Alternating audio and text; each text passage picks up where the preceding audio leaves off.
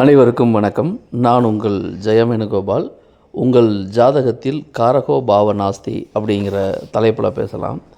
காரகோ பாவ நாஸ்தினா என்னன்னா, காரக கிரகம் காரக பாவத்தில் இருந்தால் அது காரகோ பாவ நாஸ்தி. இப்போ புரிகிற மாதிரி சொல்லணும்னா, இப்போ 7ஆம் இடம் களத்திரம். அப்போது ஆணுக்கு களத்திரக்காரகன் யார்? சுக்கிரன். அப்போ 7ஆம் இடம் களத்திரத்தில் களத்திரக்காரகனான சுக்கிரன் நிற்பது என்பது காரகோ பாவநாஸ்தி. அப்போ யாருக்கெல்லாம் லக்னத்துக்கு 7ஆம் பாவத்தில் சுக்கிரன் இருக்கிறாரோ அது காரகோ நாஸ்தியாக வேலை செய்யும். இதோடைய தன்மை என்ன அப்படின்னு கேட்டால், அந்த பாவத்துக்கு உண்டான விஷயங்கள் ஜாதகருக்கு உடனே நடக்காது, தாமதப்படுத்தும். இதுதான் காரகோ நாஸ்தி. மறுபடியும் இன்னொன்று புரிகிற மாதிரி சொல்லணும்னா, தந்தை பாவம் 9ஆம் பாவம்.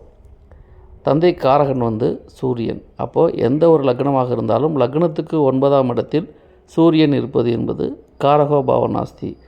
அப்படின்னா அந்த தந்தைக்கும் ஜாதகருக்கும் இடையே ஒரு ஒத்துப்போதல் இருக்காது, கருத்து வேறுபாடு இருக்கும் அப்படின்னு நம்ம புரிஞ்சுக்கலாம். அரசியல் அரசாங்க ரீதியாக அந்த காரகத்தன்மையும் பாதிக்கப்படும்.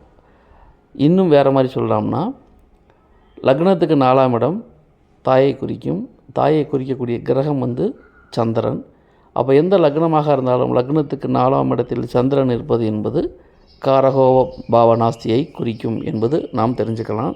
இன்னும் சொல்லப்போனால் 2ஆம் இடம்ங்கிறது குடும்பம், தனம், வாக்கு. தனக்காரகன் குரு பகவான். அப்போ லக்னத்துக்கு 2ஆம் இடத்தில் குரு பகவான் இருப்பது என்பது இதுவும் காரகோ பாவநாஸ்தியை குறிக்கும். அப்போது இந்த விளக்கங்களிலிருந்து நாம் தெரிந்து கொள்வது என்னவென்றால், காரக கிரகம் காரக பாவத்தில் இருப்பது என்பது காரகோ பாவநாஸ்தி. இதுக்கு விதிவிலக்கும் உண்டு என்பதை புரிந்து கொள்ளவும். ஒவ்வொருடைய தனிப்பட்ட ஜாதகத்தை பொறுத்து பலன்கள் வேறுபடும். நன்றி, வணக்கம்.